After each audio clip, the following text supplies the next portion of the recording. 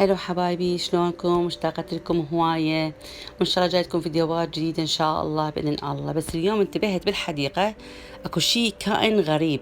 شنو هو؟ ما دا أعرفه، فإذا عرفتوا شنو هذا كتبولي بالتعليقات حتى أعرف شنو هذا الكائن الغريب. أخليه بالحديقة لو أكو أقضي عليه؟